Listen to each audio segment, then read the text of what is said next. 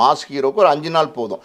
5 நாள் வந்து ஜனநாயகன் தனியா வந்து ஓடுச்சுன்னா, சோலோவா ஓடுச்சுன்னா, நிச்சயமா வந்து வேர்ல்டு வைட் வந்து ஒரு பெரிய ரெக்கார்ட் பிரேக்கிங் கலெக்ஷன பண்ணும். அதுக்கான வாய்ப்புகள் நெறைய இருக்கு. காரணம் என்ன அப்டின்னா, இது விஜயுடைய கடைசி படம். ஒரு பெரிய எக்ஸ்பெக்டேஷன் கிரியேட் ஆயிருக்கு. ரசிகர்கள் மட்டும் இல்லாம, பொதுமக்கள் இன்னும் பல பிரபலங்கள் பார்க்கணும்னு ஆசைப்படுறாங்க. இன்னும் அரசியல் தலைவர்கள் இந்த படத்த பார்க்கணும்னு ஆசைப்படுறாங்க. ஸோ அப்படி இருக்கும்போது, இது ஒரு மிகப்பெரிய வெற்றி அடையறதுக்கான வாய்ப்புகள் கிட்டத்தட்ட ஒரு 100% இருக்குன்னே நம்ம சொல்லலாம். ஒரு மாஸான ஹிட் ஆகும். ஆனா, அந்த மாஸான ஹிட் பண்ணி, அந்த கலெக்ஷன் ஒண்ணு வரும் பார்த்தீங்களா? அந்த ஃபர்ஸ்ட் 5 டேஸ் கலெக்ஷனே ஒரு பிரேக்கிங் கலெக்ஷனா இருக்கும். அந்த கலெக்ஷன எடுக்க உடக்கூடாது. அந்த கலெக்ஷன நம்ம பிரேக் பண்ணணும். பாதியா உடைக்கணும். ஒரு உதாரணத்துக்கு இது வந்து ஒரு 700, 800 கோடி கலெக்ஷன் பண்ணுதுன்னு வச்சுக்கோங்க இந்த படம். இந்த 5 நாள் அப்புறம் அதுக்கப்புறம் ஓடுறது எல்லாம் சேர்த்து. ஸோ இந்த 5 நாள் தான் ரொம்ப முக்கியம். இந்த 5 நாள்ல பண்ற கலெக்ஷன் தான் ஒரு மாஸான கலெக்ஷனா இருக்கணும். ஏன்னா அதான் ஓப்பனிங் கலெக்ஷன்.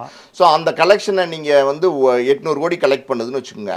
அதை வந்து நீங்கள் வந்து அடுத்த நாளே வந்து ஜனவரி 10 வந்து பராசக்தியை கொண்டு வரும்போது என்ன ஆகும்? 2 படம் வர ஆரம்பிச்சிருமா? 2 படம் வரும்போது என்ன ஆகும்? க்ரௌடு டிவைட் ஆக ஆரம்பிச்சிருமா? குறைய ஆரம்பிக்கும். தேட்டரும் குறைய ஆரம்பிக்குமா? இப்போ வந்து 1350 ஸ்க்ரீன்ஸ் கிட்ட இருக்கு தமிழ்நாட்டில். ஆனால் வந்து ஒரு புது படம் திரையிடுறதுக்கு தகுதியான ஸ்க்ரீன்ஸ்னால் ஒரு 1000 ஸ்க்ரீன்ஸ் இருக்கு. ஸோ அந்த 1000 ஸ்க்ரீன்ஸ் வந்து முதல் 5 நாள் விஜய் படம் ஓடிச்சுன்னா அது கலெக்ஷன் பெரிய கலெக்ஷன் பண்ணணும்.